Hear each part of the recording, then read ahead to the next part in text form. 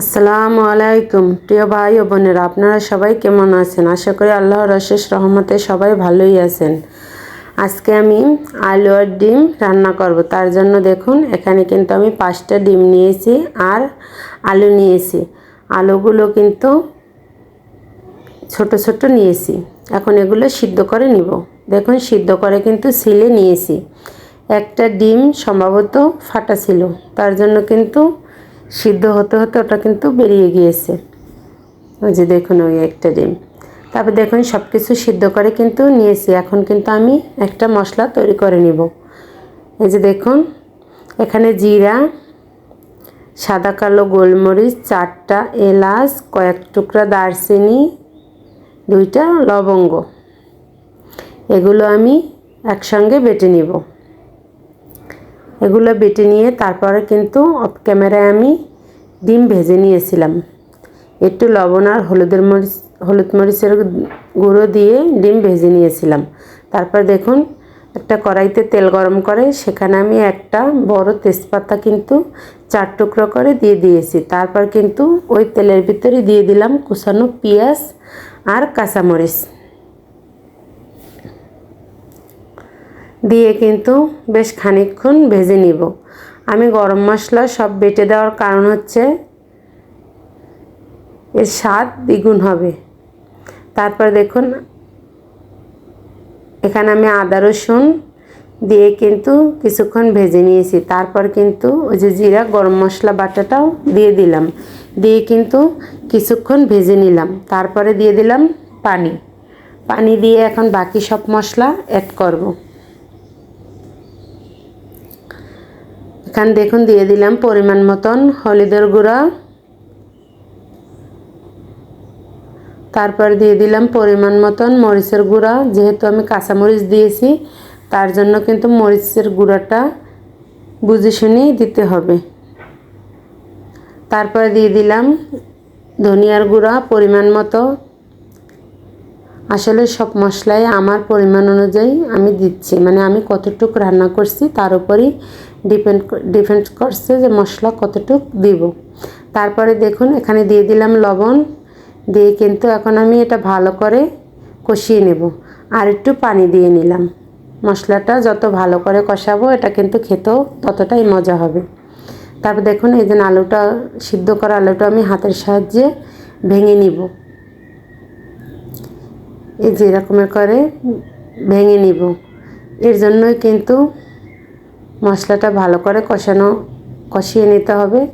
তারপর দেখুন, এখানে কিন্তু আমি 1.5টা টমেটো দিয়ে দিলাম। টমেটোগুলো কিন্তু ফ্রিজে ছিল, আমার কাছে তাজা টমেটো ছিল না, তার জন্য ফ্রিজেরটাই দিয়ে দিলাম। এখন আমি ভালো করে কষিয়ে নেব। টমেটোটা দিয়ে কিন্তু ভালো করে কষিয়ে নিয়েছি। তারপরে যে ভাঙা আলুগুলো দিয়ে দিলাম, দিয়ে এখন বেশ খানিকক্ষণ কষিয়ে নেব। নেড়েচেড়ে মশলার সঙ্গে মিশিয়ে নেব। যেহেতু আলু সিদ্ধ করা, ডিমও সিদ্ধ করা, সব কিছু রান্না করতে কিন্তু টাইম লাগবে না, তার জন্য কিন্তু মশলাটা খুব ভালো করে কষাতে হবে, তাহলেই কিন্তু খেতে মজা হবে। জানি না এটা কার ওখানে কী নামে বলে, আমরা বলি আলুর ঘাটি। তারপর দেখুন, কষিয়ে কিন্তু এখানে আমি পরিমাণ মতন ঝোল দিয়ে দিলাম। আর এই রান্নাটার ভিতরে কিন্তু সব ধরনের মশলা দিলেই কিন্তু বেশি স্বাদ হয়। আমি কিন্তু ঝোলের জন্য পানি দিয়ে একটু ঢেকে ফুটিয়ে নিলাম। আমার নতুন পুরাতন সকল বন্ধুদেরকে জানাই অন্তরের অন্তঃস্থল থেকে অসংখ্য অসংখ্য ধন্যবাদ ও অনেক অনেক দোয়া। অনেক ভাই বোনরা আছেন ভিডিওটি দেখেন কিন্তু একটা লাইক দিতে ভুলে যান। প্লিজ একটা লাইক দিয়ে ভিডিওটি কন্টিনিউ করবেন। আর আমার কিছু কিছু আপুরা আছে যে তাদের কমেন্ট পড়লে যদি মন খারাপ থাকে তাহলেও কিন্তু মনটা ভালো হয়ে যায়। তারপরে দেখুন, ঝোলটা ফুটে ওঠার পরে কিন্তু আমি বেশ খানিকক্ষণ নেড়ে চেড়ে ভাজা ডিমগুলো দিয়ে দিলাম, আর তার সঙ্গে ডিম ভাজা তেলটুকু দিয়ে দিলাম।